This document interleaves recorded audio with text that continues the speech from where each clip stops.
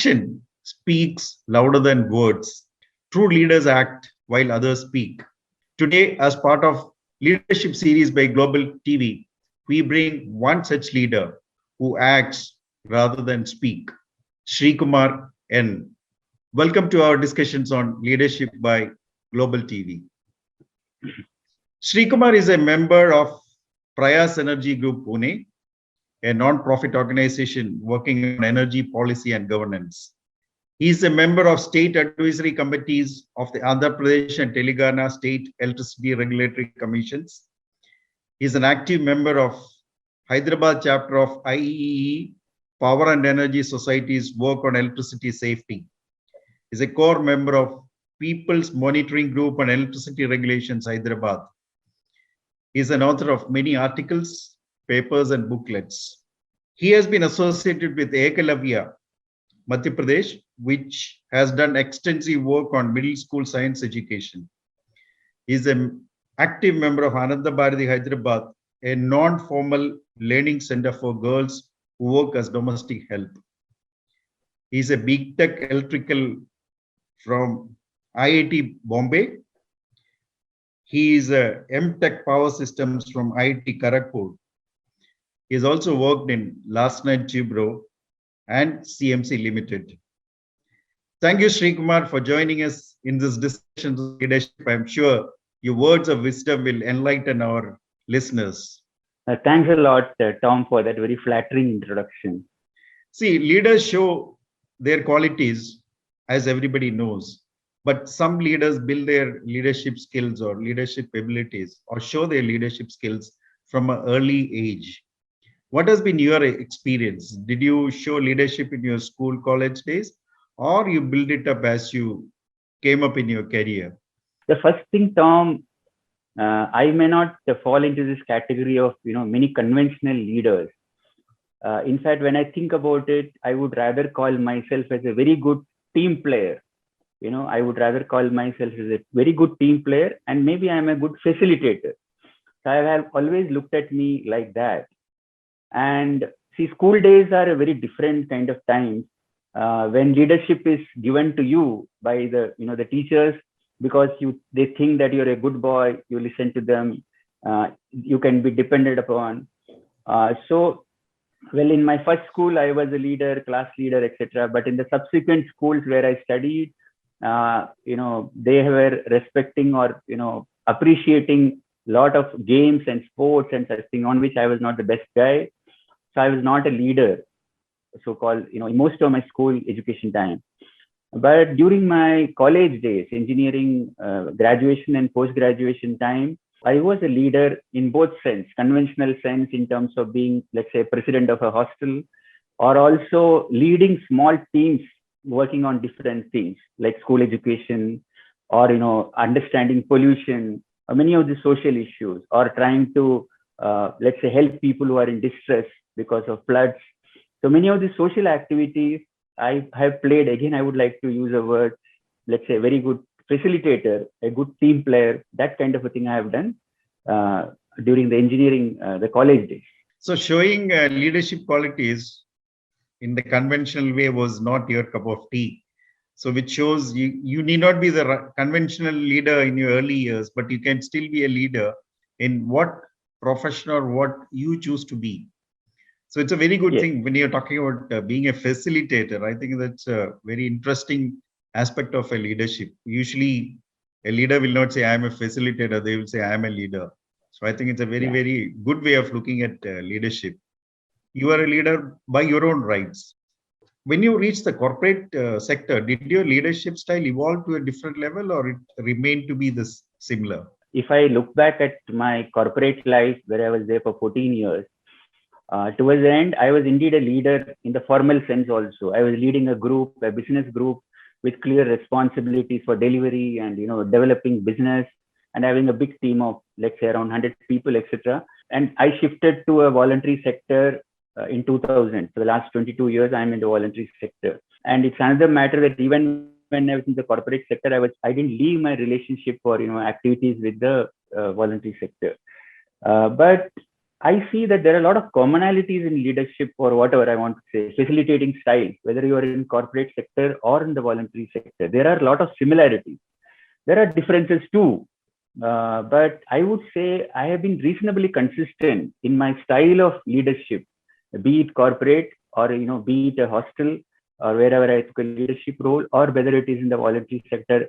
My style has been very same, which is being a facilitator, and maybe you can call myself as a chief facilitator or something like that, because there is some difference between the team member and whatever you call as a leader, because certain unanswered questions, certain things which are not written in any rule book, has to be ultimately resolved by somebody. The facilitator has to bring people together who are maybe good in different ways, but are different also in their style. So I would say my style has not changed, but there are certain other changes that have happened. If you want, I can tell about that, because all said and done, Please. corporate is a big organization, like 1,000, 2,000, 3,000.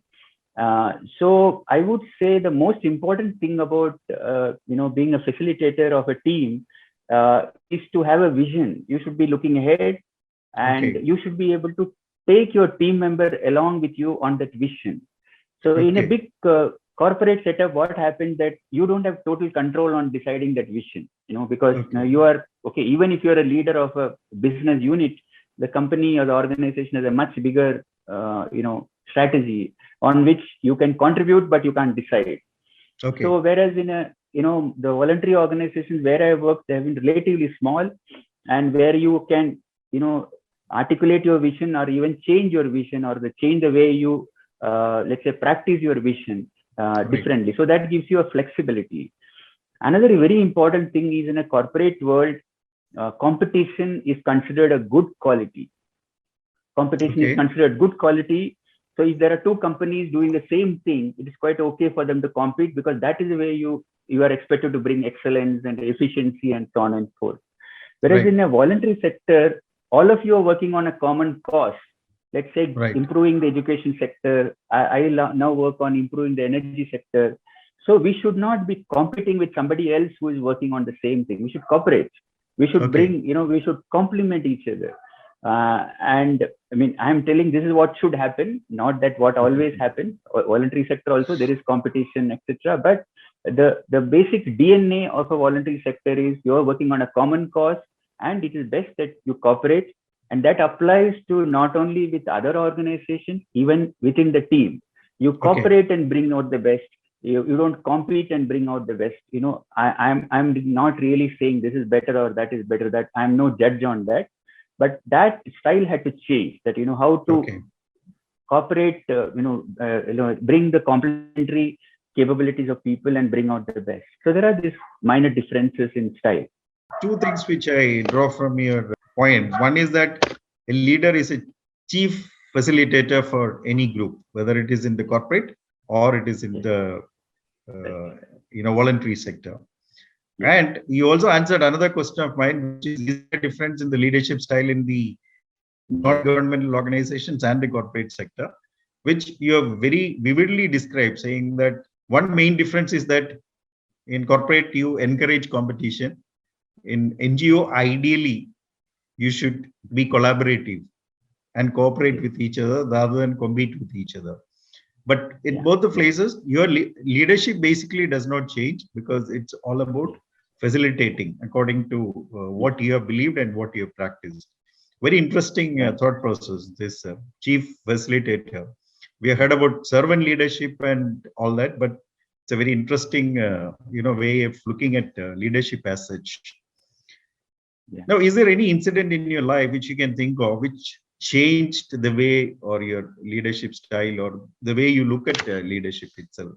Well, I would say, incident is not something that happened in a second or a minute. But let us say my experience in interacting with some people who inspired me, as leaders. So I would mention one person, called Janaki Iyer, who was the person who was the chief facilitator of Ananda Bharati, which is the children, the institute, the learning center for underprivileged girls. I worked with her for quite some time, very closely worked with her for quite a long time. So there are 2-3 things about her which are very special, which Right. help me to understand what is the meaning of this chief facilitator. First thing is, of course, having a vision. I already mentioned it. The second most important thing is, it's not enough to have a vision.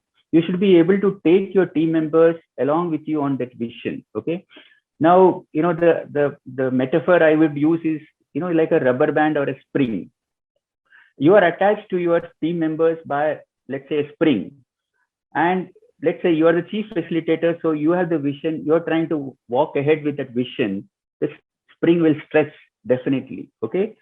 Now you should know your team members sufficiently so that the stretching should not be beyond the limit, because anything that stretches beyond the limit will break, right? Right. If you have a wonderful vision and you are not able to take your team member, you will be like a sun or a moon, which you can see and enjoy, or stars. You can see and enjoy, but you can never reach there, right? So the second thing is, how do you take your team members along with you, depending on their own capabilities, their own commitment, because capability and commitment are totally different things. You should have people who are both, ideally equal amount of both, but that's again an ideal situation. But you should be able to understand what is this person's commitment, what is this person's level of competence, and you should be able to take them along in their own way. Right. So if you want to continue the metaphor, I'm sorry, I'm an engineer. These are please. It's interesting. let's listen to that.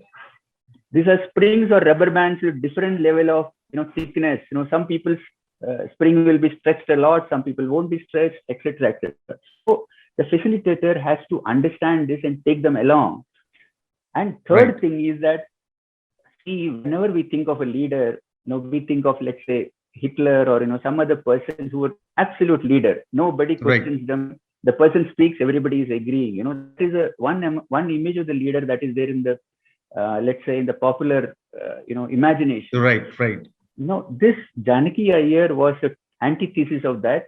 One of the most democratic persons, and she would do in a very humble person. She would not show her whatever competence or commitment in any way. One will understand through interacting with her, experiencing whole thing, and she will make other people feel happy by participating in her activities.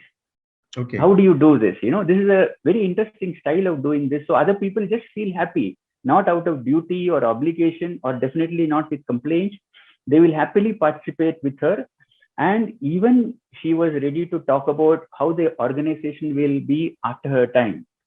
That is the fourth thing, being democratic, and ultimately the leader should be committed to the ideal, not to the institution, and definitely not to the person. Okay. If you are committed to providing quality learning for underprivileged girls, or saying that energy should become a catalyst for development, which I am doing in prayers, you should be committed to the ideal. Okay. That ideal can be reached without you, or perhaps even without your organization. Okay. That makes it possible for you to think of a time, how does the organization continue when you're not there, how you should, as I said, collaborate with people who will reach there faster. So this, you should be able to, that is the sustainability of an idea. You should work for the sustainability of the idea, not definitely sustainability of that your name will be famous or your organization will be famous. I think that these are the kind of things I learned from, closely working with her. I can go on and on, but Tom, I think let's stop that now. No, but it's a very, very interesting thing. Two things which I take from. One is, how a leader can make your follower or the people around you feel happy to do what they are professing to do. It's a very interesting thought. Generally, very few leaders are able to achieve this part of it. So kudos to Janaki Iyer for bringing that. The second part of it is your statement that a leader should be committed to your ideals and ideas rather than to the organization or the person itself. That's a very brilliant thing, because if you're committed to your ideals and ideas, so that will be sustained and it will go on, because it does not depend on the organization, which generally, even today, I was thinking like, an organization is very critical and important for a leader. It can be formal, it can be informal, but that has been my thought. But I think this is a much, much higher level of leadership. So you have also talked about Janaki Iyer, who has influenced you. Now you answered my next question, which is, what do you see is the difference between an NGO, a leader in an NGO sector, uh, and in a government sector, which you said it's one and the same, as long as you're a facilitator, that's what drives. I'm sure all of us as leaders do come across a lot of challenges in our leadership journey. Can you think of any big challenge you came across either in the corporate or in your NGO, or you can talk about both? No, and how did you overcome? Because for the listeners, that would be more interesting to know how it was overcome. No, there are plenty of such challenges that have happened in my journey. Since I said my style of leadership has been like a facilitator, taking the team along, and all of us, not only them, all of us enjoying the work. That is nice to hear, but it's not very easy to practice. So I have also learned it in the hard way. I think more in my previous job in the corporate sector, where at some point of time, one of the things that really upset me was that whatever vision or style, working style, we had evolved. There was a group of people. Another thing I should say that wherever I work, whether it is Ananda Bharati or corporate sector or Prayas, I have always been, even the leadership has not been one person. Okay. Even at the leadership position, there have been, 3, 4, 5 people. And what are these leaders? These are leaders who keep the vision always in their head.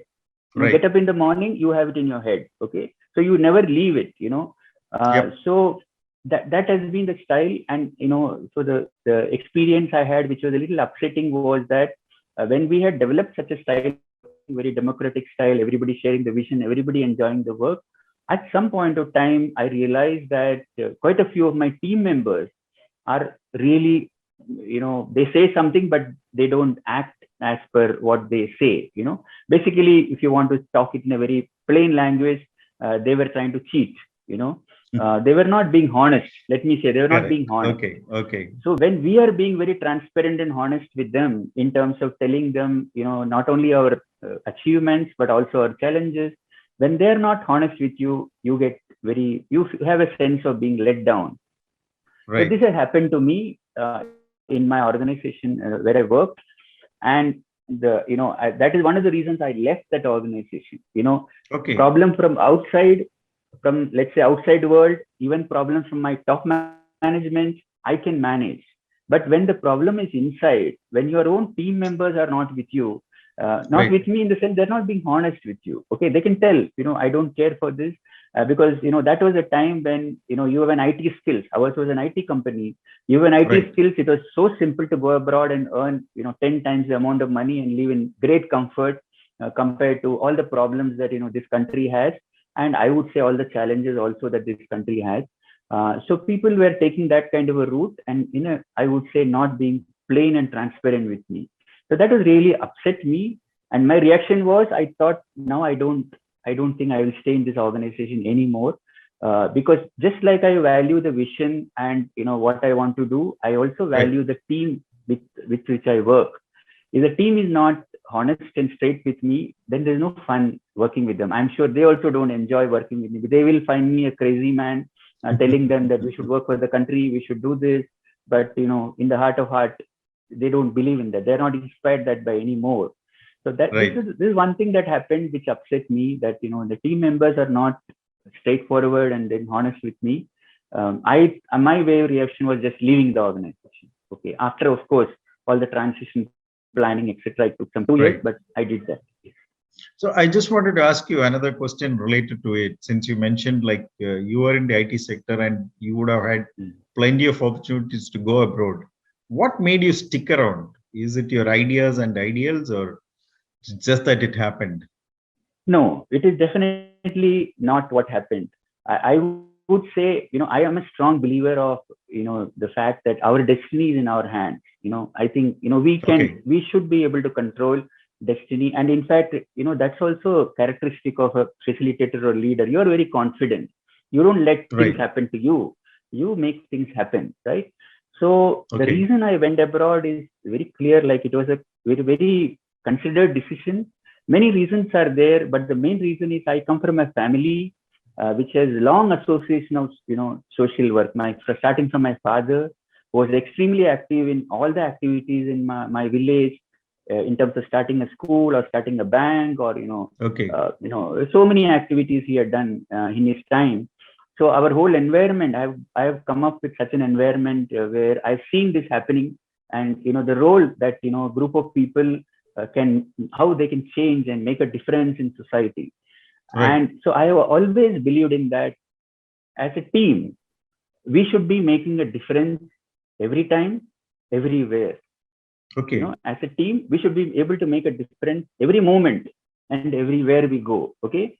And I had decided that India is a place where I understand maximum. Of course, I have come away from my state, but that is long ago. But this country is something that I understand the culture, I understand the language, I understand, how people behave, or they may not, they understand. I felt I can do a lot of things this place, and not a moment is to be lost. If you ask me, not a moment is to be lost. There are a lot of things to do. People say that you can go for 10 years or 5 years, earn some money and come back. I had straight away said, in fact, it was a great difficulty that I managed to not to go abroad. And so that is the family background. And fortunately, I married somebody who totally believed in this. So, she's also from the IT sector. So we were able to, there was no conflict on that opinion, because a lot of my friends, the colleagues in my IT company said that I don't want to go, but my family wants to go, my people want to go. So at least go, etc. So fortunately, I had no problem. My relatives and all who told me them I could answer, but my close family totally appreciated whatever I'm trying to do. And there was a lot of things to do here.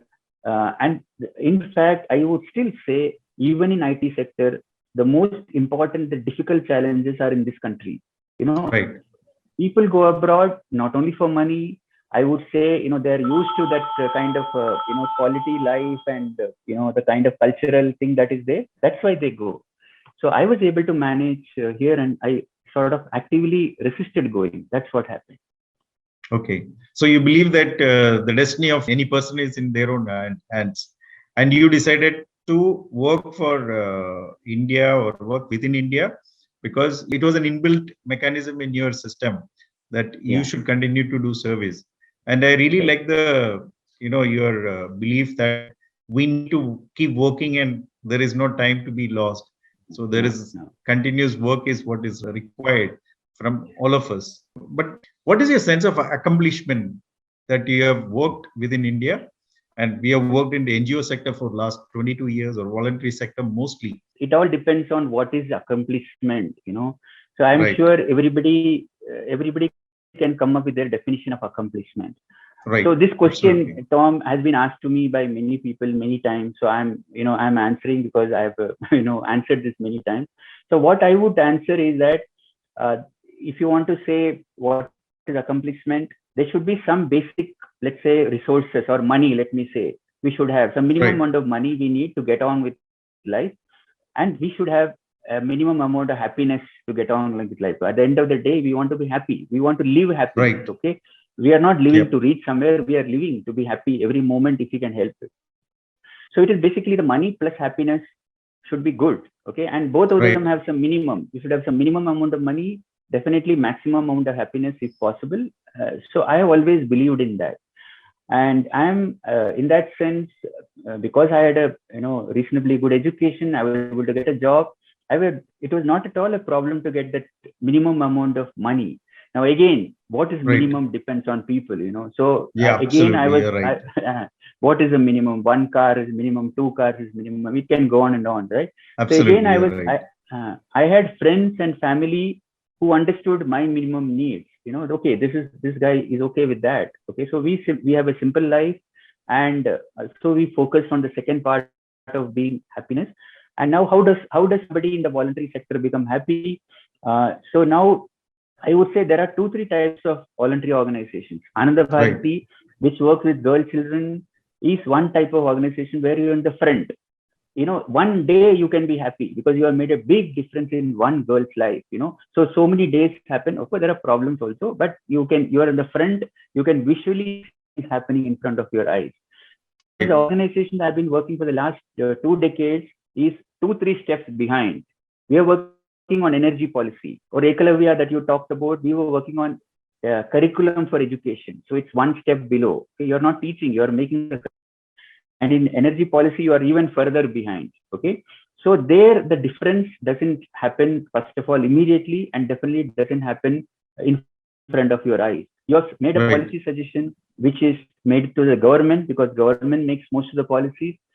They have to listen to you, because many people tell government many things. We are one of the people telling them, and ultimately they have to put that policy into an actionable program, and that program has to work in the ground. So this can take, anything between 5 to 10 years. Okay. So the satisfaction comes much slower. Okay. Right. And it is also to be told that there is a lot of direct empathy or understanding when you work on education, or run an orphanage, or run a hospital, or do flood relief. There's a lot of immediately, oh my God, he's doing a good job. Right. You're right. But when somebody says, I am trying to prevent floods, I don't want floods to happen. Okay. I don't want, so if somebody works on that, the support is much less, because preventing floods is a tougher game. Okay. Because the reason is the floods, one of the main reasons for floods are caused are again human actions. Okay. Some humans are responsible for floods. It is not just a natural disaster. So it's a little complex kind of an issue where things have to work out, and it takes much longer. It's a tougher struggle.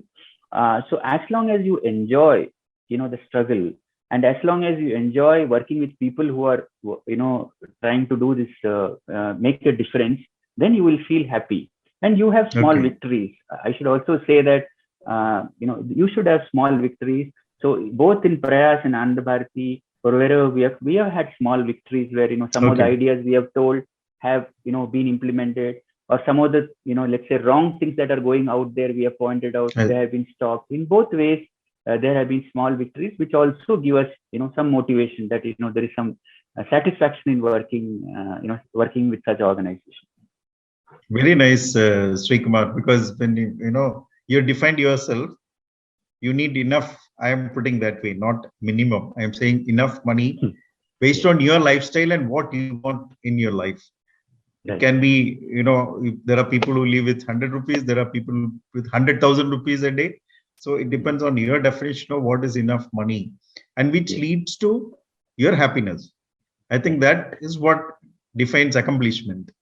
So very well defined, very nice, because I'm sure this is useful for anyone, either as a leader, because there are many leaders who struggle end of the day thinking that what have I accomplished because leadership is a risk.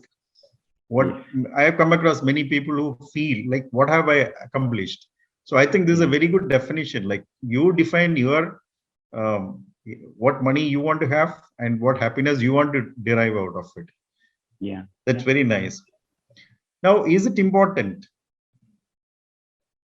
for a leader to have any passion other than your work related or your voluntary work related, some other passion other than what you do on a daily basis?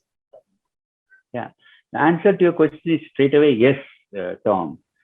Because even if I look at my, so many years, I've always had many passions. I had always had many passions. In fact, when I was doing post-graduation, I was, looking after science education. I was looking at the Malayali Club. I was looking at the Electrical Engineers Association. I was president of my hostel. I mean, I had so many official positions in addition to having my own passions about reading and, traveling and all this kind of thing. I feel a person with many passions is always a richer person, because being passionate is what helps you to learn.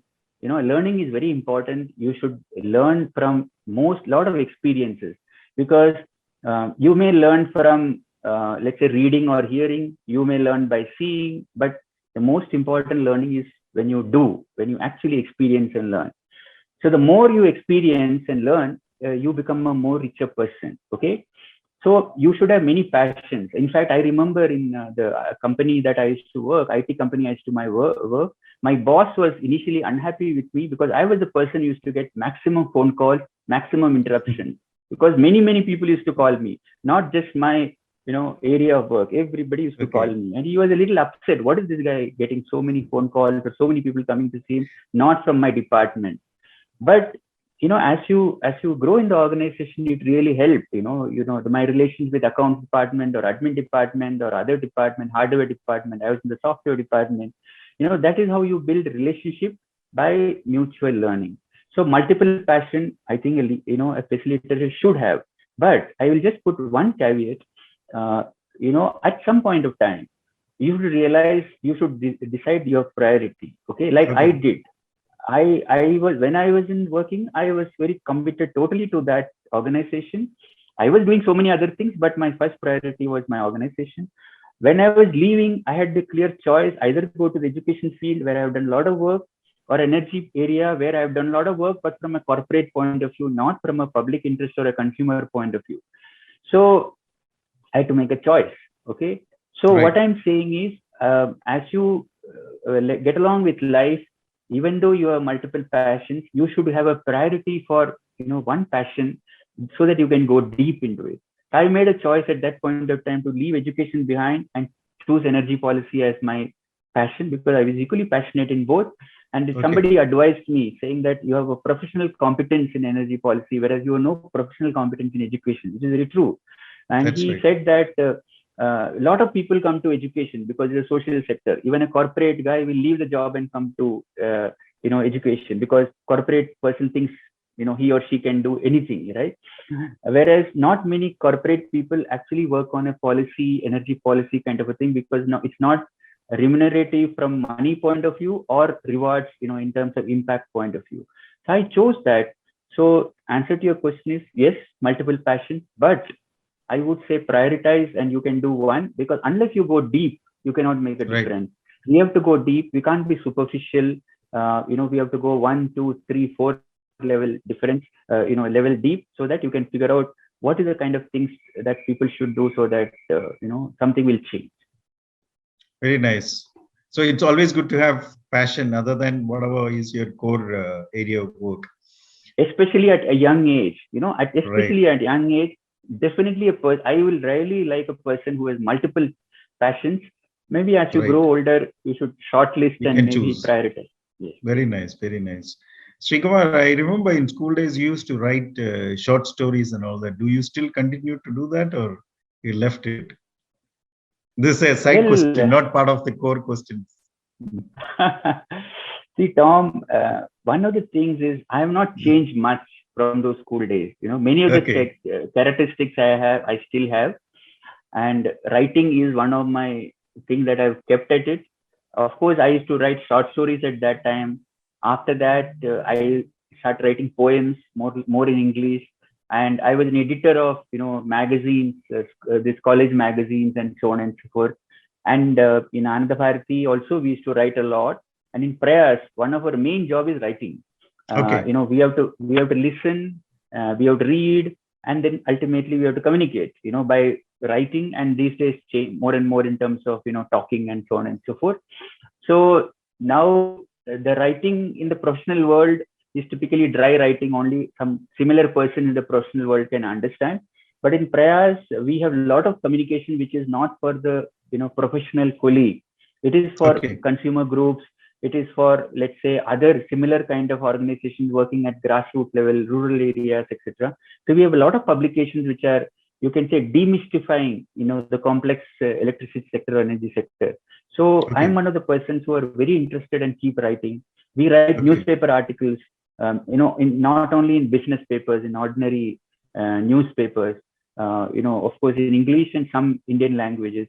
So these are all things that I kept up and I do write. Of course, short stories and poems I write less and less now, but this kind of writing I have to do and I keep doing. Very nice. Sreekumar, if you have to give 2 advices to the young aspiring leaders, 2 important things, what would that be? Well, first of all, I am a little hesitant to give advice, but you ask me, I would just repeat 2 things that I told. One is, you become a team player. You can become a leader. You become only team player. So you choose your team.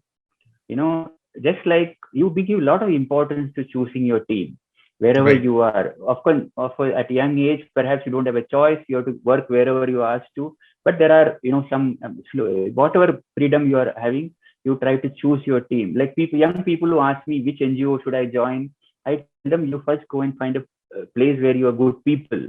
Not so much as what they do, because you're good people. Ultimately, you will do good work. So you choose your team well, and try to facilitate building the strength of the team, so that 1+1 is not 2, it is 3 or 4 or 5 or something like that. That Right. is what a good facilitator should show. That's the first thing I'll tell them.